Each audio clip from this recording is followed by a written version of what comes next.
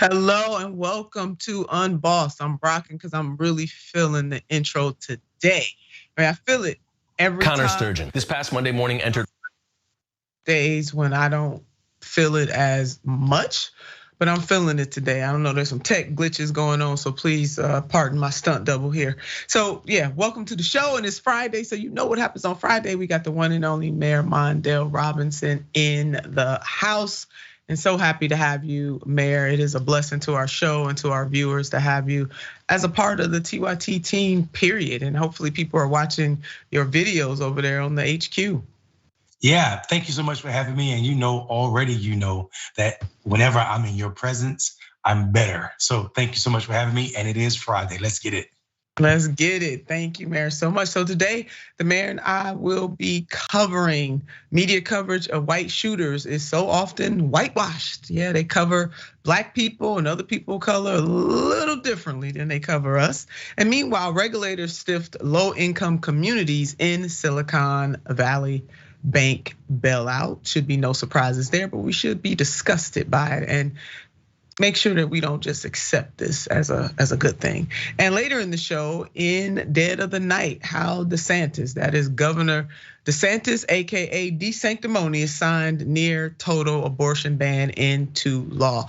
We got a lot to cover today. I want to give a big shout out to Adrienne Lawrence for stepping in and holding it down for me yesterday. I really appreciate her every time she's subbing in. She does such an extraordinary job. And please make sure you send Adrienne some love. So we're gonna get right into this whitewash coverage of white shooters. I want you to take a look at this. Connor Sturgeon, this past Monday morning, entered Old National Bank in downtown Louisville with a rifle and opened fire on employees and innocent bystanders. Connor killed 5 people and injured 8 others. He was then shot and killed by law enforcement in a standoff. Connor also live streamed his mass shooting on Instagram. And although Connor committed mass murder, the headlines reported him with phrasing such as star high school athlete, popular sportsman, popular student. Yep, that's what they did. They do that when it comes to white shooters. They try to avoid the fact, and not just shooters, killing folks. So you can't make this stuff up. And if that video was moving too fast for you, here's an example of those headlines. Louisville shooter Connor Sturgeon seemed like a normal person.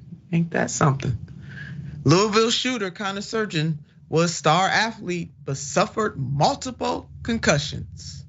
And this Daily Beast. Breaking, 23-year-old Connor Sturgeon was a former varsity hoop star and finance grad turned banker who had reportedly been fired from his job in recent days. One former friend described him as a popular kid in high school. And there you have it. The whitewashing of Connor Sturgeon. Bishop Talbot Swan pointed this out on Twitter in such a very powerful way, just how asinine this kind of media coverage is and the blatant racist double standards that come with it. Let's take a look at the bishop's tweet. The media shapes racialized perceptions of crime by humanizing white murderers and demonizing Black victims. Trayvon Martin was murdered. They wanted you to know he had marijuana in his system. Connor Sturgeon murdered 5 people. They wanted you to know he was a star athlete. And believe your lying eyes, because they not lying, but just in case, let me read these 2 headlines for you that appeared in the New York Post. The one headline, Trayvon Martin had traces of marijuana in his system at the time of death, autopsy reveals. And then the other New York Post headline, Louisville shooter Connor Sturgeon was star athlete, but suffered multiple concussions. I mean, Mayor, we can't make this stuff up. This is real. This happens time and time again, over and over again. I mean, thank God in some ways technology allows us to get this message out quicker and in a deeper way. But this has been going on for decades, for centuries, actually. Yeah, centuries is a great way to put it, because we have to acknowledge that. I mean, it's not just this shooter, it's Kyle Rittenhouse who walked past police officers after he murdered people with the gun, the long rifle that he used, the assault weapon that he used to murder people. Even though he wasn't from the community, he came there just to kill people. And if people don't believe me, why would you bring so many bullets? Why would you bring a magazine that could have so much capacity? if it wasn't your mission. So I think when we sit and look in this space, we are reminded that America has a real high tolerance for the death of Black people, armed or unarmed, because it is disgusting how they covered Trayvon Martin, George Floyd, and so many others when we talk about the death of Black people and how we cover it in the media, and let white people slide in how the world chooses. We can see it in even how they prosecuted Donald Trump. There'll be no pictures, there'll be no recording, there'll be no live recordings of Donald Trump's mugshot, him being arrested or arraigned. And yet and still, when Black people are arrested or arraigned, everything they've ever done or might have done, juvenile or not, is put on the TV to be accused and also taint the jury pool. Yeah, that's exactly right. No perp walk for the former president at all. I'm saying this must be a new standard. So people should demand this standard moving forward. Yeah, really. Do you think, I mean, I just don't think America really gets it. I mean, listen, America is reminding us that America is a country that was built and designed systems and also as an institution in general to protect whiteness, right? And we're seeing that the way that our justice system, so-called justice system, treats Black people. So yeah, you're absolutely right. I think America as an institution, as a system, and also the white majority does not get it. And they don't get it by design. They don't get it by design. It's their job to not see whiteness. It's invisible because they want it to be that way. And Blackness is criminal because they want it to be that way. Yeah, there were some lyrics, and I want to say it was Ice Cube's, one of Ice Cube's raps, "My skin is my sin." That's deep. That's really serious, and it's deep. And at some point, there has to be a reckoning in this country. Remember, we cannot continue to tell these kinds of stories decades after decades. The same story, just different faces. But if the narrative remains the same in this country, we have a legal system that is working exactly how it was designed, and it was designed to not see or to dehumanize Black people. And it doesn't matter what century we're in, it still remains the fact in the 21st century. We know it was so in the 20th century, in the 19th century, 18th century, and it still remains that way today. So we need some truth and reconciliation in this country. One thing about South Africa, and all is not well there for Black Africans by any stretch of the imagination. They did though have a truth and reconciliation session. Now they need to make that more real. Well, we haven't even done that in the United States. People deny that these things are happening because they don't want to face the truth. They can't handle the truth. I remember in A Few Good Men, that line, where the general, he said, the truth, you can't handle the truth. And that is the moment that we continuously find ourselves in this country. Listen, this is wrong. I mean, so when you're murdered, you're still considered some type, suspect. They did the same thing to Michael Brown. The same thing. And it's one thing to bring somebody to justice and let them have their day in court. It's another thing to say that it's okay for police officers to be judge, jury, and executioner. That is not okay. And we know that there are some circumstances. Those circumstances should be rare. By and large, the job of police officers, people on the ground, is to bring that person in and let the courts decide what needs to take place. We also know in the court, the legal system itself, we talk a lot, Mary, just your thoughts about this. We talk a lot as a country, we're always on law enforcement, and we should be, because that's the first interface. But in my judgment and the judgment of many experts that I've talked to, the whole system from the courthouse to the streets needs not reform, as Dr. Ronnie Dunn said when he was interviewed last week, but it needs transformation. Yeah, I mean, if we're trying to reform a system that's already broken at its roots, then it's never going to be able to be fixed. We definitely need transformation. Also, it pays for us to pay attention to what is said and not said, right? Not said being an emphasis needed to be put on that. Because when we say that this shooter in Louisville was a star athlete, we're saying with multiple concussions, we're saying the concussions might have a role in this. When we're saying Trayvon, right, was killed or murdered, not even killed, just murdered because he had traces of drugs in his system, marijuana in his system. We're saying that marijuana might have a role in him being murdered. And people think that is small. It is not small. We're shaping the narrative in which we talk about the murdering of a Black soul, while we are also shaping how we see this white man who murdered many souls. And that those shapings are not circles and squares, but innocent and guilt. Yeah, Mayor, we are. I mean, and it's subliminal, right? It's subliminal. And so before you know it, you're starting to, oh, Trayvon Martin had marijuana. Maybe he did deserve to die. Or this guy surgeon, oh, he had concussion. So that triggered him to kill. We should feel sorry for him. Like it's stoking you to feel empathy for one and not the other. And that's the problem here. If they were always gonna highlight the best side of everybody that was in the criminal justice system, then have at it. But that is not the case when it comes to describing a Black person, whether they're the victim or the alleged, assailant. They do not paint this flowery picture for Black America and other people of color. And you're right, we do need to pay attention to this and call it out. Just absolutely call it out. We just gotta not continue to accept that we're gonna continue to be vilified no matter what side we're on. They get the right to vilify our people. So yeah, we're gonna keep pushing on that. Now, low income communities be damned. So when we say the system is rigged, sisters and brothers and family and friends, this is the example of what we mean. This headline right here: regulators stiffed low income communities in the SVB bailout. So we're gonna go a little deeper in this. The government rescued Silicon Valley Bank's wealthy depositors, but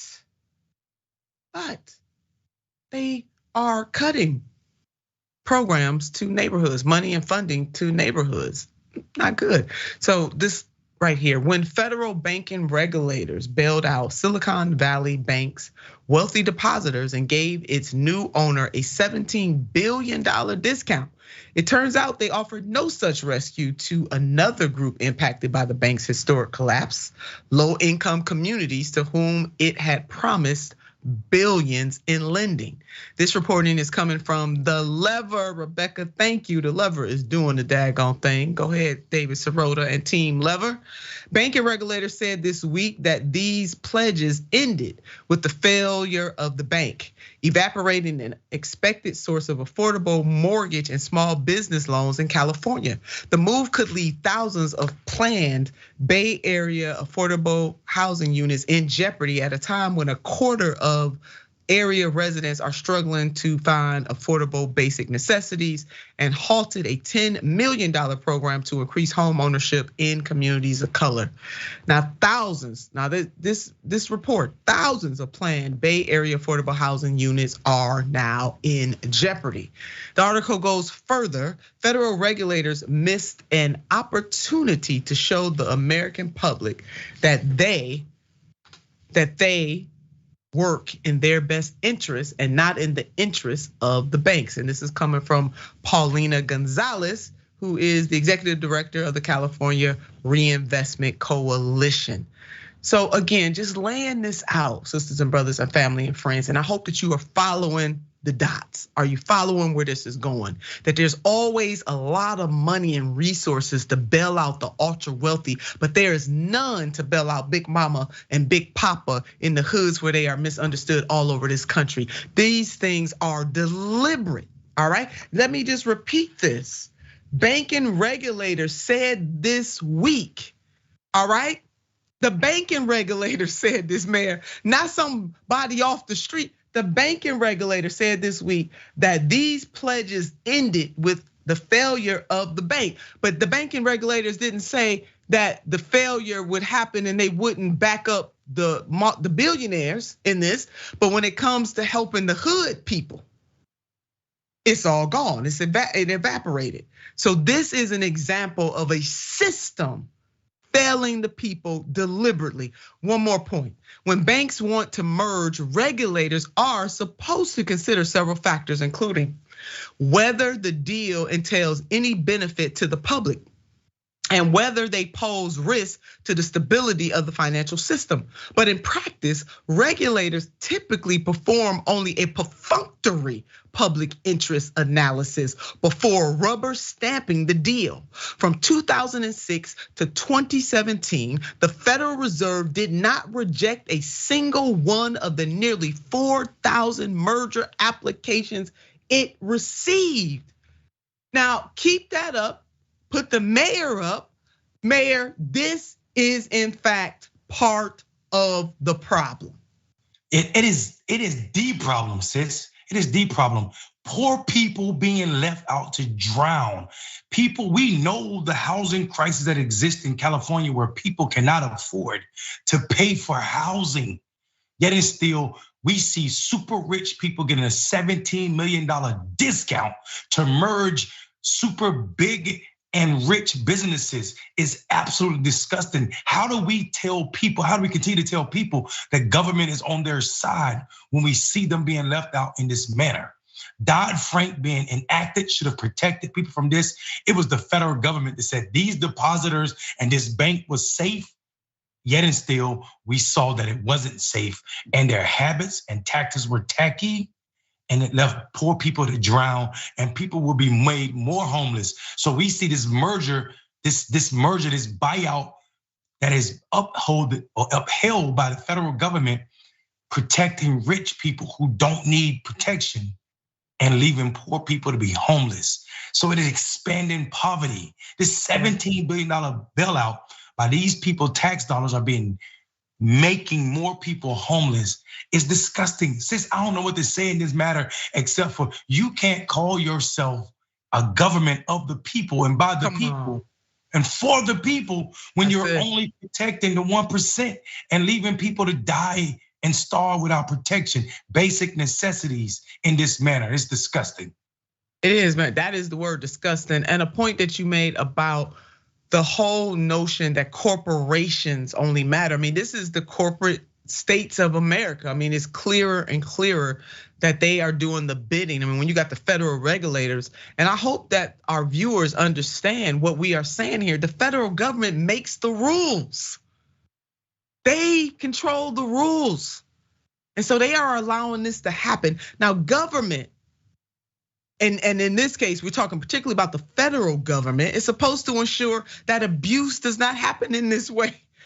And they're supposed to protect the public interest, and that is the interest of all of the public, not just the ultra wealthy public, but all of the public. And they are failing. You know, I want people to think about the federal government or any level of government, but we're focused on the federal government as the referee in a game. Pick your sport.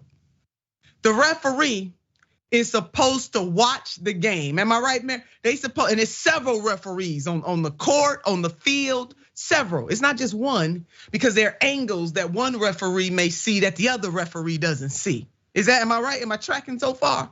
You've read it. And the referee is supposed to make sure that it is a level playing field, period. That not one team has advantage over the other team in terms of the rules of the game. Now, some teams might have players that are a little more athletic or this or that, but in terms of just what the basic rules of the game are, the referee is supposed to make sure that it is played fairly. And if in fact a referee or group of referees sees a player doing something wrong that transgresses, that goes against the social contract or the rules, or in our case, a social contract, the referee would call the foul. Now, Mayor, am I right or am I wrong? Yeah, I think I love that analogy, and it's not just because I like sports. That is a perfect way for America to digest what's happening here. The regulators, who are also the referees as it pertains to how we handle our monies in this country, are not doing their job. They're turning a blind eye to the files of corporations at the expense of poor and working class people. You can't leave people homeless because rich people are being reckless. That is travel, that is foul. Matter of fact, that is a flagrant foul, and they should be ejected from the game of what we call life. This is not okay at all. That part, Mayor, ejected from the game. In other words, in the example that we're talking about, banks can't be too big to fail. Stop letting them merge. check the books. Don't do a perfunctory review, do a deep dive review. And if there's not community benefits in this, then damn it, you got to go. You're out the game. You're done. Goodbye. But you know why they can't do that? Because the owner donors are in control. That's why, because the referees are being paid off. That's why they can't do it. So we ain't gotta put up with this, man. We're gonna go a little further. Bank mergers are often painted as good, and we can see in this case, they're not good. Good for business and good for consumers, but that is rarely the case. Often, and this is coming from Director Paulina again, often we hear the rationale from regulators that a merged bank is a stronger bank. Silicon Valley Bank really calls that into question in real time. This just happened. So they need to create some different rules, and it is within the power of the federal government since they created the rules in the first place. Don't let these people pretend that they're helpless. And that's the thing that gets to me maybe the most about situations like this, is that they act like they're helpless as if the businesses created the rules, which in some cases they do, because the lobbyists go there and they lobby and they get to write the rules. However, how this is supposed to work is that the federal government writes the rules and then they regulate and then they call the files, but that is not happening. I mean, there is one spot of good news in all of this, according to the article. President Joe Biden's administration has signaled, they need to do more than signal, but I'm gonna put it out here, signaled it may revisit the rules for reviewing bank mergers. Last year, the Federal Deposit Insurance Corporation, one of the agencies involved in approving the deal, solicited comments on whether the approval framework should be updated to account for the risk of increasing consolidation in the banking sector. They need concrete, hardcore regulation needs to happen. I don't even know why they signaling, but I'm gonna put it out there because Rebecca put it in her story. So I just decided I will put it out there. But they need to do this, Mayor, post haste, without fail and with no excuses. Yeah, I mean, let's be honest. So most people think about legislation in this country thinking it needs to go through Congress, it needs to be ran through Congress. But when you're talking about an administration or agencies, the administration does not need Congress approval for new laws to govern those administrations. The FDIC can be handled immediately. So the fact that they may review something is disgusting and also lackluster. I'm not feeling the burn on this issue, not at all. I want to feel the burn in the terms of Bernie Sanders' progressive ideas and thinking as it pertains to what we are doing to protect poor and working class people against moneyed interests. The owner donors are showing their power when they can do this and show up this recklessly and still get bailed out to the tune of $17 billion. It's reckless. Reckless and immoral. I'm gonna say amen to that. Hopefully we got a whole lot of amens out there. This is your time to send in your comments. Let all this marinate, and the mayor and I will be right back after this.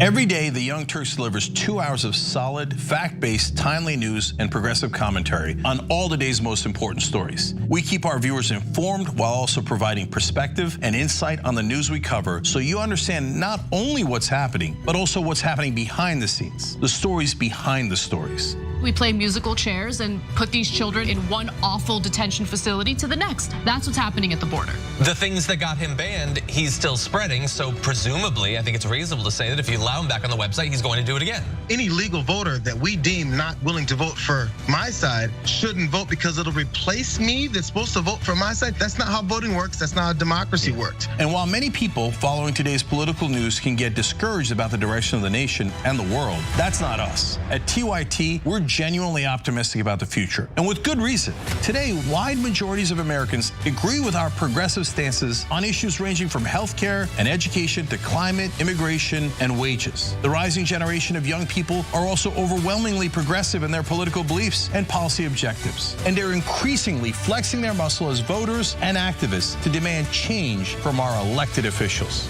The traditional mainstream media is mostly AWOL. They, along with the government and many other cherished institutions, have been captured by corporate interests. Audiences sense that they're not getting the whole story or even the truth from once trusted outlets, whether broadcasting cable TV news networks or national newspapers and magazines. The antidote is the Young Turks. Unlike mainstream corporate outlets, we're not beholden to corporate advertisers, the defense contractors, to Wall Street, or to Big Pharma, and we don't carry water for the Republican or Democratic parties. So watch us Monday to Friday at 6 p.m. Eastern, 3 p.m. Pacific, and join the thousands of progressives around the globe who tune in every day for TYT's unmatched, award-winning content and see what it's like to experience a news organization that only answers to you. I don't.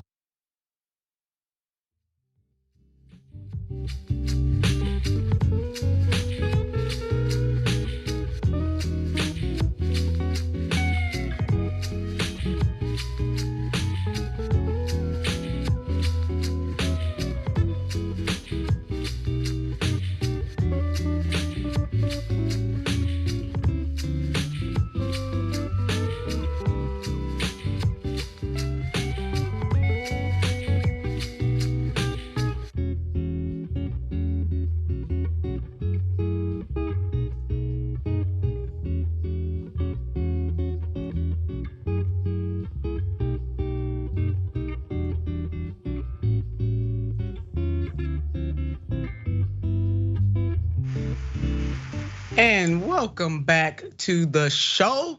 Hopefully you letting this stuff sink in, the lessons we were teaching. The Webby Awards, TYT has been nominated and you have until April the 20th to vote. Help TYT win that award. Do that, nominated, tyt.com/vote, or put your smartphone up right now, catch that Q code, baby, and vote. It'll be April 20th before you know it. And the progress report, if you have not already subscribed to the TYT weekly morning newsletter, the progress report every morning, go ahead and subscribe. They put that news out there in ways that you will not find by any other publication. So get the progress report, progressive news and inspiration every weekday morning. Scan it right there, put that smartphone up and capture that Q code. And as you know, but I'm gonna say it again, just in case you got a friend or a friend of me, you wanna let know, they can catch Unbossed. You can catch us live and in living color. You can catch us on video on demand. And you also can catch us as a podcast wherever you get your podcast. So go ahead and do that thing. Now to my favorite part of the show. We're gonna start with TYT member comments. Lynn, hey Lynn, Nina, thank you, and the mayor. More and more Americans are getting it. Keep the faith. Thank you for that, Lynn. Mayor and I were just discussing that during the break. Sometimes it's hard to believe that more and more Americans are getting it, but I'm taking it. We're gonna take that from you, Lynn. That is our hope, and we working towards that, because we ain't just hoping. We gotta put some sweat equity on this thing.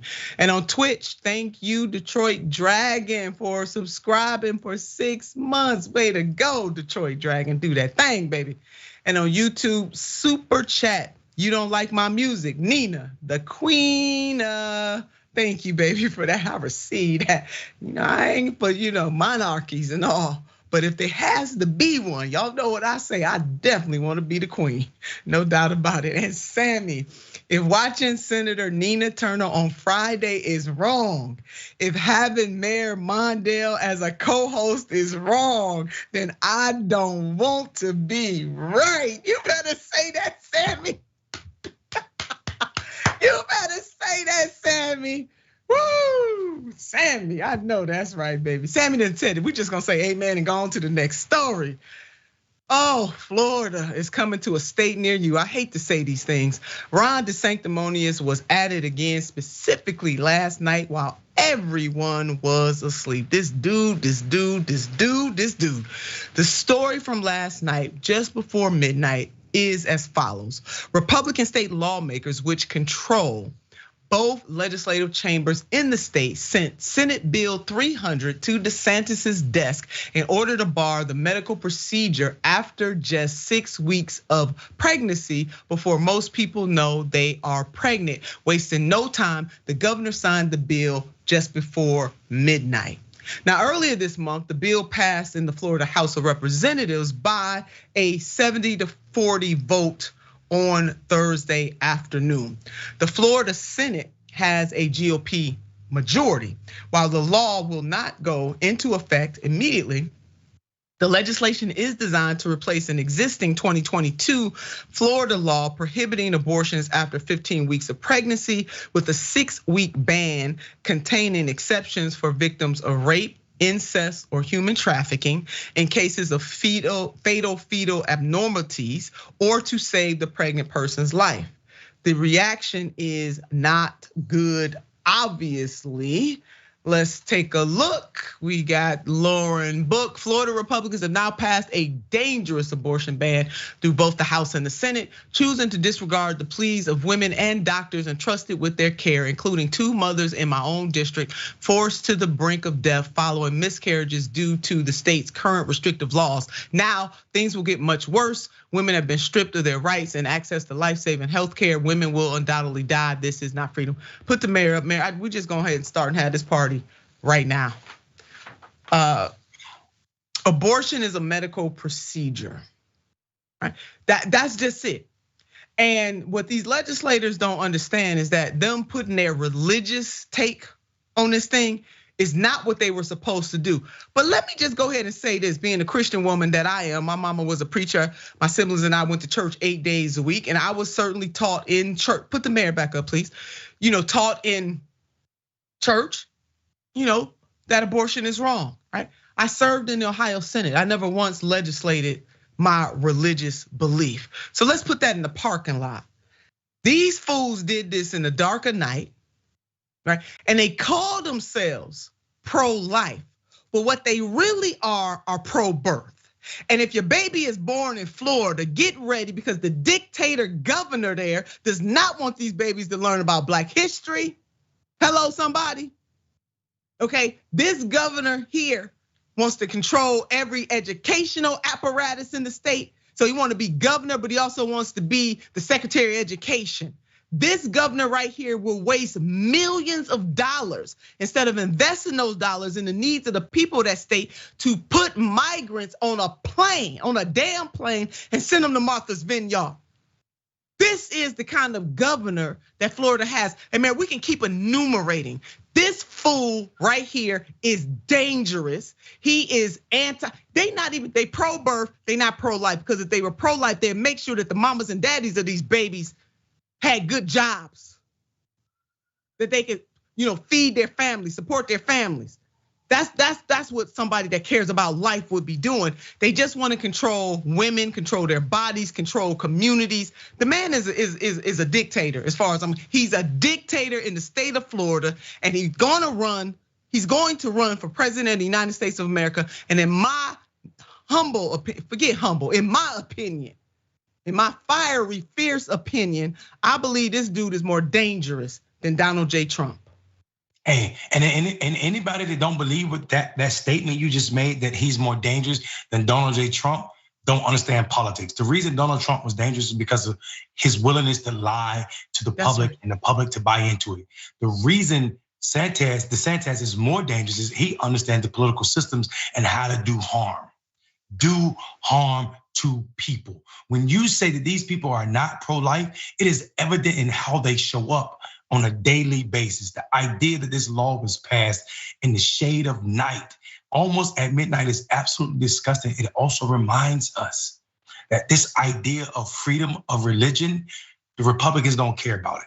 Because the fact that my freedom of religion should not impede on somebody else's religion. So there you go right there. You can't say that you care about freedom of religion when you're impeding or forcing my religion or your religion on other people. That is not freedom of religion. That is you trying to control the narrative. What's disgusting about this is these same pro-life people are trying to put in elevators and escalators to the death penalty. If you care about life, you care about life in all aspects of it. They don't. This is so scary to me because women, white women specifically, are supporting this person at rates higher than they're supporting candidates that are anti-abortion. Pro-abortion. And that to me is scary. When you're taking a women's choice at this manner, when we know women are taken care or almost ostracized at rates that are unmatched by any other demographic, we are saying to women, that your life don't matter. Your lives don't matter as long as Republicans can have their freedom of religion, as long as people like DeSantis and Trump's and the entire Republican Party, because their refusal to stand up to this type of legislation is muted. It's muted, and we are all responsible for this when we don't fight against it. Democrats and Republicans alike. That's it, man. I mean, they just want women barefoot and pregnant. But then they ain't gonna do nothing for the child when the child is here. They'd rather the child starve, not have universal meals in school.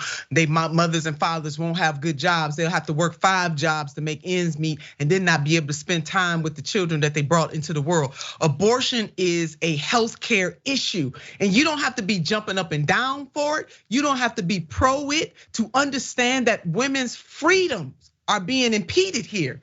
And you know, the other point, this is supposed to be the party of less government and more freedom. They are showing themselves all over this country only to care about the type of freedom that they deem is okay. But other than that, they want big government. And especially in this case, they want government big enough or small enough, depending on how you look at it, to fit into a woman's womb. Also, this point right here, Mayor, a lot of times abortion is linked to economics. It's also linked to some health crisis or need that the woman may be having or that the fetus may be enduring at the time.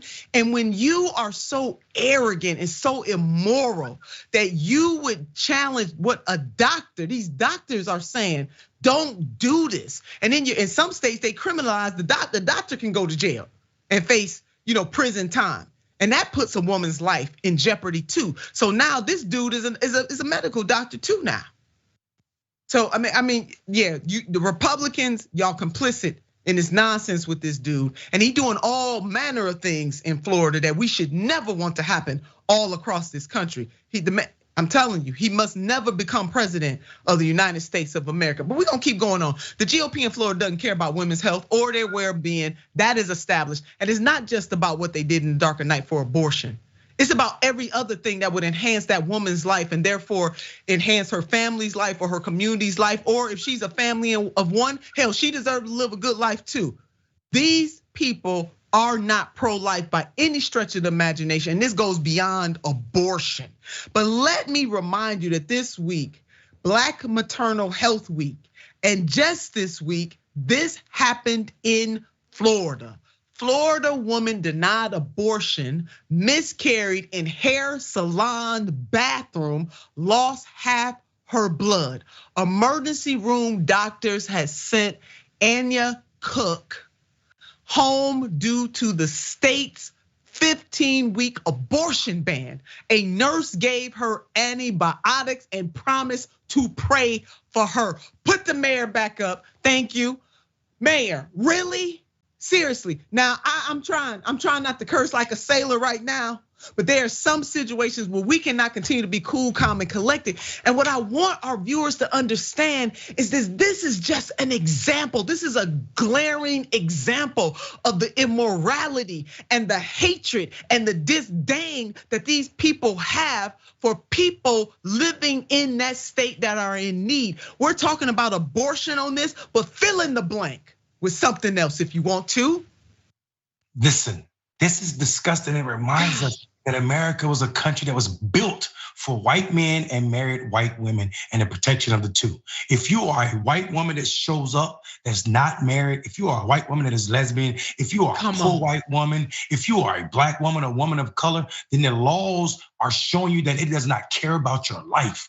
The fact that this woman is in her hair salon and almost died because of legislation purposes, not by doctors, not by doctors. I'm gonna send you home and pray for you. And pray for you. Makes me wanna cry through my skin. How is this 2023 and we're dealing with this? We know what was going on before abortion laws were made legal, when people were having back alley abortions to protect their economic situations and other reasoning. This is where we are right now. This is disgusting beyond belief. I cannot hangers. I mean, there was coat hangers. I mean, they really are taking us back, coat hangers. And remember, they were called backyard abortions. I remember when I was in the legislature and they had the heartbeat bill coming through the Ohio General Assembly. It didn't pass when I was in the legislature. It has since passed. But at that time, here I am, and I'm fighting like hell. And Republicans had super majorities, but it didn't pass at the time that I was there. But I introduced the bill to control a man's reproductive health. I mirrored what they put in that heartbeat bill, but took it in the other direction to show how stupid and asinine this is. How many? America, let's ask and answer the question: how many bills are introduced and passed to regulate a man's reproductive health? How many? How many bills are introduced and passed to regulate a man's health? So I introduced the bill, and there were some other like sisters all across the country. We started doing the same thing. And I can't tell you how many women wrote in to me. I even got old-fashioned handwritten letters, which I loved so very much because it's so rare that people will do that. But emails, but women of a certain generation told the very story that you're telling right now. Told the story of how they had to they needed an abortion. They were poor, and they went and had a back alley abortion. Some of them could never have a baby ever again because of that moment. Why? Because it was not allowed. If you were a wealthy person, you could fly off somewhere. But if you poor, you could not do it. Some of these women told stories about a time where women couldn't get credit cards. They were sharing a generational story unless their husband signed off on it for them. This is the kind of time that these mofos are trying to take us back to, Mayor. And that is why I want our viewers to understand this story is primarily about access to abortion, which is a healthcare right. But fill in the blank for any other thing. They coming for the thing that you care about if you sit back on the sidelines and let them do this. You don't have to be, look, I don't know people that are pro-abortion. I know people that are pro-choice. That's what I know. And even for these religious people who say they believe in God, even the good Lord gave us choice. And they want to take away choice. They are taking away choice. Hell, that's what they doing. I'm totally disgusted. So y'all get that. The headline said it all. I was gonna go deeper, but hell, Sachi telling us we gotta move on. But what happened to that woman in the Florida salon? The mayor said it. Damn it, it's disgusting. I am up in arms right now. I would throw my fire extinguisher, but I don't want to mess up the studio. So Ron DeSantis is not gonna stop America. He's not going to stop. All you got to do is look at how he's abusing power in Florida to see what kind of president this man would be. Don't let him get there. And we already warning you. We warned you time and time again on this show. You heard it. You heard it here. He's got plans to run for president. So no matter how coy he's trying to be, the man is gonna run for president. So he has no plans of stopping now, especially when it comes to immigration. This example, Governor Ron DeSantis, who has previously sent Florida law enforcement officials to help patrol the US southern border with Mexico, continues to paint the immigration debate as a national crisis. He says the nearly 11,000 migrants repatriated from his state since last August are a consequence of the Biden administration losing control of the country's border. Now he wants to try to paint this as an either or, and the other, us against the others. It does not have to be painted in that way. Yes, should we have laws? Absolutely. Yes, should we enforce our laws? Absolutely, we should. The way this man is doing it is brewing dissent and tension among people in this country, and he's doing this deliberately and by design. People in this country, by design. I want you to understand that. The effect of his crackdown, his immigration crackdown, has been chilling. Now, Ruben Ortiz is a pastor in DeLand, Florida, whose congregation is almost exclusively from South and Central America, Mexico, and the Caribbean. And this is what the pastor had to say about people being terrified. I'm getting calls saying, Pastor, can you find someone to take care of our kids if we are deported? Others are looking to return to their country. He goes on, people are basically living in the shadows. These people are just looking for a better life, a better place to live. They already had a horrible journey to the US. They're established and flourishing right now. This is repeating their nightmare and affecting their ability to dream. And that is coming from Pastor Ortiz, as reported to The Guardian. Your thoughts, Mayor? Mayor, you muted. Sis, I just don't understand how it says, give me your tired, your poor, your huddled masses to breathe free. The wretched refuse of your teeming shores on the Statue of Liberty. And then we allow people like Ron DeSantis not just be elected at a state level, but also run for governor. We are a hypocritical nation when we allow this to be the truth. Ostracizing the minority, the immigrants, is anti-Jesus. It's anti so-called religion that they believe in. I don't care about how offended the whiteness is. When you sit and say to me and people that you want the masses, the poor, the huddled masses, and then you treat immigrants this way, the aliens this way, then you are anti-Jesus. You are not Christian at all. I hate policies that try and convince people that you are for the people when you're only for whiteness. When you are okay with ostracizing people from our southern borders, which we stole this entire nation from. And I say we, including myself, only because I have an American passport, not because I believe in the policies that carry out these policies. No, I think we have to call these people to the carpet and hold their feet to the fire. Not just DeSantis, the entire Republican Party. I mean, it was Nikki Haley, the child of immigrants, who's also running for president, that said that the Confederate monument deserves a holiday, a month, just like Black History.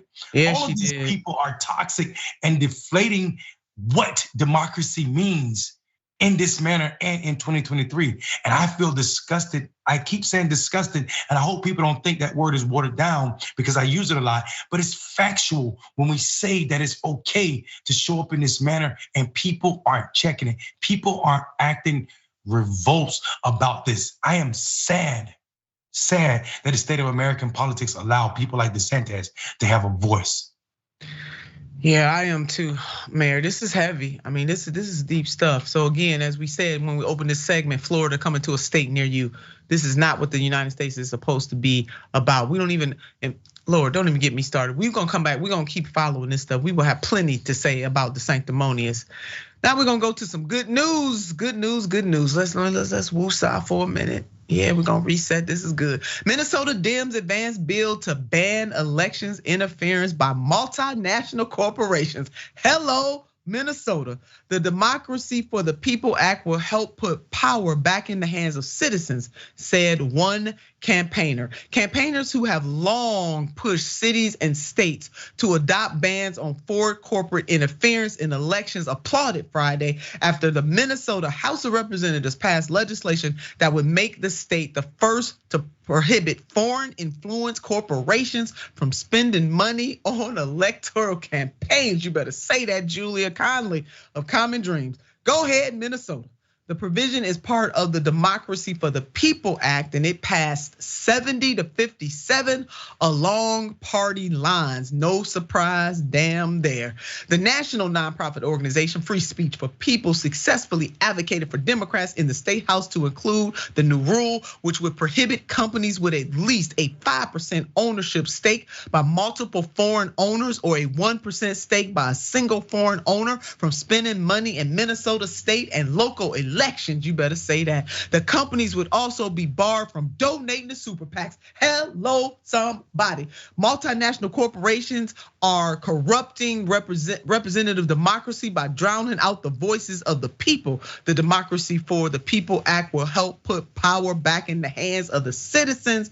This is coming from Alexandria, and she is the campaign director of Free Speech for the People. And many thanks to Representative Emma Greenman. She worked closely with this group to help bring this bill to not only to the floor, but all the way through. And I want you to take a listen at some of her remarks.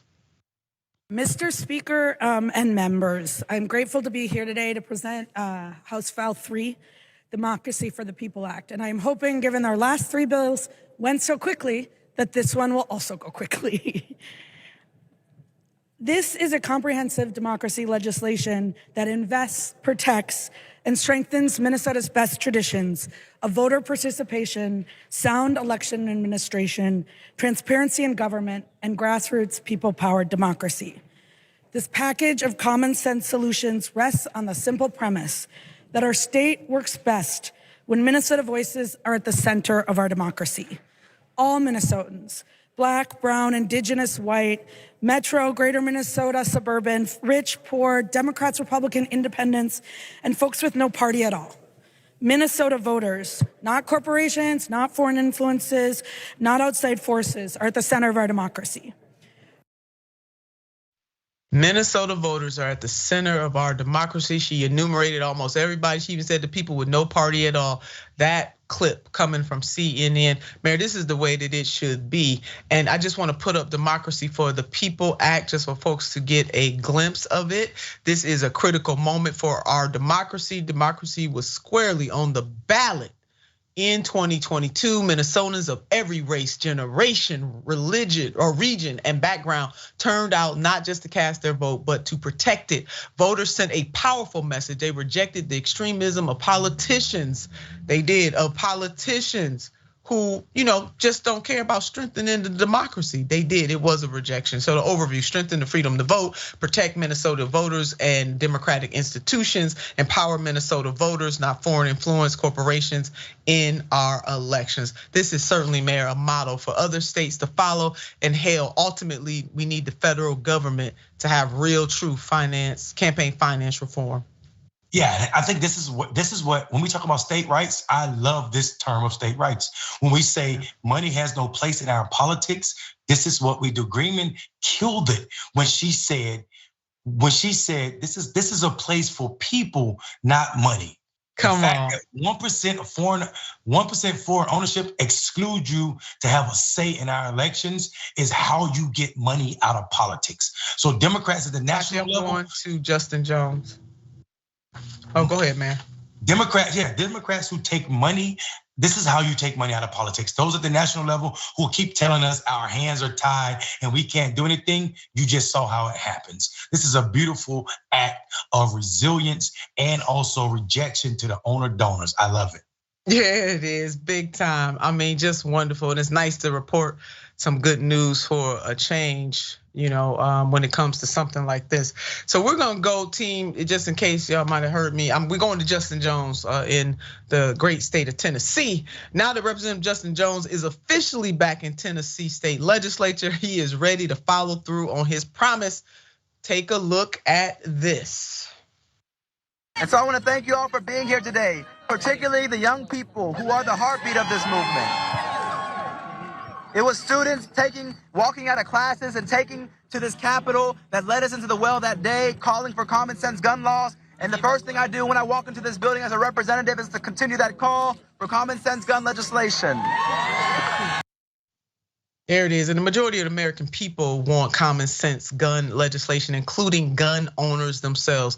The only people who don't want that are the people who are controlled by the gun lobby. Hear me clearly when I say that. And every time we do a story about guns and how they are abused and how these folks act like the Second Amendment is absolute, we're gonna continue to remind you that most gun owning Americans want common sense gun reform, and the only group does not want it is the owner, donor, control politicians. Check out this tweet from Representative Jones on his new legislative proposal, filed to Protect Kids Not Guns Act today because action can't wait. This comprehensive legislation will enact common sense gun policies already working in other states to reduce gun deaths and make it harder for everyday people to possess military grade assault weapons. For the love of God, I don't know why we need military grade assault weapons on our streets. The Tennessee Holler knew Senator at Charlene Oliver and Rep. Brother Jones have filed the Protect Kids Not Gun act right there. And here's more on House Bill 1580, otherwise known as Protect Kids Not Gun Act. Rep. Jones on Thursday filed legislation that would impose stricter regulations on firearms and ammunition ownership, upholding his vow to continue fighting for gun control following the Republican vote to expel him. Mayor, your thoughts? I love the ability and the thought of this young elected class to say to white supremacy, you will not silence me, you will not shut me up, and your tactics to expose me will have my people put me back in position to run my mouth louder. These brothers are more empowered to do just what they're supposed to do, and that's justice. I'm happy. I am too, and they did it quickly. He didn't waste any time. He might as well have just walked on in there and said, "How you like me now?" And thank God the GOP cannot never expel him for the same thing again. So this is beautiful how he's flexing his muscles, and to have a partner in State Senator Charlene Oliver is a beautiful thing too. Jones and Oliver's bill would, among other changes, ban the possession of large capacity magazines, defined as an ammunition feeding device with capacity to accept more than 10 rounds. The Nashville shooter who killed 3 young children and 3 adults at a Nashville Christian school last month fired more than 150 rounds in a matter of flipping minutes. Disgusting, Mayor, to quote you for today. Furthermore, the new legislation would also add restrictions on who can sell guns and require that Tennesseans under an extreme risk protection order, meaning they're deemed a threat to themselves or others, immediately surrender all firearms or ammunition in their possession, as well as any handgun carry permit to Tennessee authorities. Thank you, Jack Johnson, Common Dreams, for reporting this. Go ahead on Representative Justin Jones. Justin Pearson, Representative, we looking at you too. That is our time for today, but the mayor and I were absolutely thrilled to bring you some news you can use this Friday, baby. And by the will of God, we will be back next Friday doing the same thing. Tune in to the same station. Now, you know what we want you to do about this time. We always want you to keep the faith. Need you to marry that faith with some fight, baby, always. Until next time.